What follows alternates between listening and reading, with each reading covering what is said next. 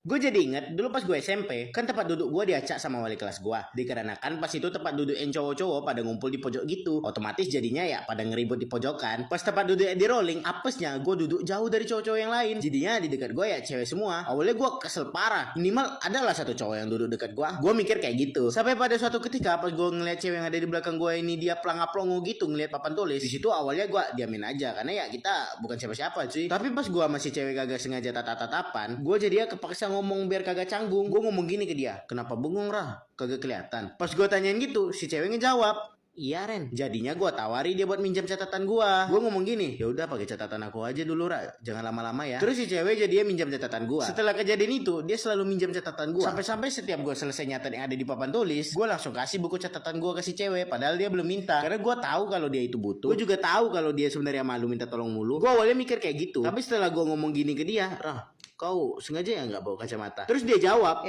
bukan gitu nah, tapi kacamata aku frame-nya jelek, jadinya aku nggak mau make. Terus gue dengan setting ngomong, kok dasarnya udah cantik Ram, mau kayak manapun kacamata gue tetap cantik. Tapi respon dia malah ngatain gue buaya. Padahal tujuan gue baik buat ngemotivasi dia, tapi dia malah gitu ke gue. Sampai pada suatu hari pas gue lagi bantuin si cewek piket, gue bantuin dia piket karena ya gabut aja, pengen aja gue pas itu nolongin dia. Tiba-tiba sahabat si cewek ini manggil gue, dia ngomong gini ke gue, nah kapan kamu seriusin dia? Di situ gue langsung bingung apanya yang mau diseriusin. Pas gue tanyain ke tuh orang serius buat apa, tapi dia malah kagak ngejawab. Terus singkat cerita, pas kelas gue lagi bahas kisi-kisi ujian, kan soalnya ditampilin pakai proyektor gitu cuy. Sialnya si cewek malah disuruh buat ngejawab pertanyaan yang ada di depan. Yang jadi masalah ya cuma gue yang tahu kalau dia matanya rabun. Selama ini kagak ada yang tahu karena ya gue tutup-tutupin dengan minjamin catatan gitu. Jadi ya karena gue kagak tega kalau dia diketahuin karena salah, jadi ya gue bisikin ke dia jawabannya. Kepala gue masih ngadep ke depan, tapi mulut gue ngasih tahu jawabannya. Di luar dugaan, rupa si cewek ini ngikutin kata-kata gue. Jujur di situ gue kaget banget. Karena pas itu gue lagi jaga jarak sama si cewek. Karena dia pernah bilang kalau kagak suka dicecein orang gitu. Karena setiap kita berduaan selalu ada yang cecein kita. Jadinya gue mutusin buat jaga jarak dari dia. Singkat cerita sampai lulus SMP, gue kagak pernah lagi ngobrol sama dia. Tapi pas gue udah masuk SMA, gue kagak nyangka banget bakalan bareng dia lagi. Padahal gue udah kagak mau ngeliat dia. Tapi takdir berkata lain. Mau kagak mau tetap harus gue hadapi. Tapi beda dari SMP, kali ini gue kagak sekelas sama dia. Jujur sebenarnya gue masih sayang sama dia. Tapi gue bingung sebenarnya gue ini sayang cinta atau sayang sebagai abang. Soalnya dulu pas SMP gue nganggap dia kayak adik gue sendiri. Meskipun secara umur dia lebih tua, tapi sifat dia bener kayak adik gue cuy. Jadi ya gue mutusin buat bener-bener ngejauhin dia. Tapi tiba-tiba gue ingat kalau dia bentar lagi ulang tahun. Jadi gue tunda dulu buat ngejauhin dia. Gue ngelakuin itu karena di tahun sebelumnya gue udah janji buat ngasih dia sesuatu pas dia lagi ultah. Singkat cerita pas di hari ultahnya, gue udah chat dia buat ketemu berduaan gitu. Tapi dia responnya kayak kagak mau gitu. Tapi dia kagak ngasih jawaban nolak. Dia jawabnya kayak gak tahu bisa atau enggak. Kayak gitu jawabannya. Jujur gue senang sih karena dia masih peduli sama perasaan gue. Dia masih ngindarin gue sakit hati. Jadi ya gue mutusin buat ngasih dia hadiah diam-diam aja. Gue isi pakai nama panggilan akrab kita pas masih SMP. Rupanya dia masih